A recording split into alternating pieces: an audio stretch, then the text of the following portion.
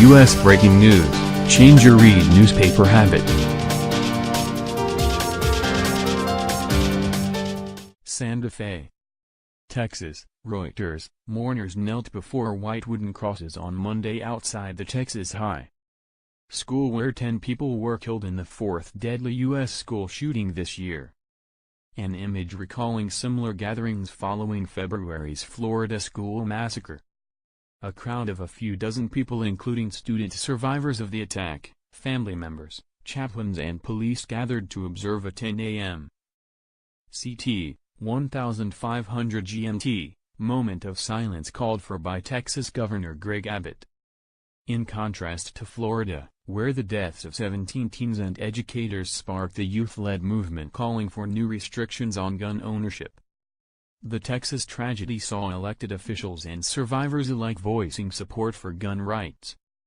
Abbott, who noted that the 17-year-old accused of the attack appeared to have used weapons legally owned by his father in the Friday attack at Santa Fe High School, on Tuesday was due to begin a series of meetings with educators and law enforcement officials on improving school safety. "We need to do more than just pray for the victims and the families," Abbott said on Friday at the school outside Houston following the attack. He said any legal changes considered would protect Second Amendment rights. The Second Amendment of the U.S. Constitution enshrines the right to bear arms. Gun rights proponents say that language prohibits regulations on gun ownership and argue that enforcement of existing laws should be sufficient to stop violence like the scenes that played out in Santa Fe. Gun control groups point to the regular toll of shootings across the United States as evidence that more needs to be done to rein in the proliferation of weapons. Abbott on Monday did not name any of the participants in 3 days of discussions but said they would include supporters of arming teachers and those who oppose it. Mike Collier, a Democrat running for Texas lieutenant governor, expressed skepticism that the talks would bring significant change. Dozens of Texans have been killed in massacres just 6 months apart, and our state leadership feebly announces roundtables, Collier said. Referring to the November shooting of 26 people at a church in Sutherland Springs, Texas. Police arrested Demetrius Pagortzis, 17, at the Santa Fe school following the rampage that they said he carried out with a shotgun and .38 caliber pistol. He has been charged with murder.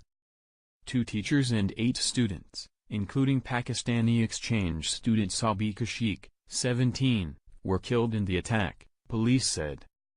Her father, Aziz Sheikh, said on Monday he hoped his daughter's death would spur gun control in the United States. Sabika's case should become an example to change the gun laws, Sheikh said in a phone interview. Shotgun giveaway. Abbott's campaign website on Monday dropped a contest which gave donors a chance to win a shotgun, one of the types of weapons used in Friday's attack, said John Whitman, a campaign spokesman. "This is a contest that started on May 1, well before these events," Whitman said in a phone interview. The offer had remained up after the shooting, drawing criticism from Texas gun control advocates including the organizers of the Houston March for Our Lives, the national protests that followed the Florida shooting. Abbott's decision to continue the raffle was disrespectful to the Santa Fe community, the group said on Twitter. Police said Pagortzis confessed to Friday's killings after he was taken into custody but have offered no motive yet for the massacre.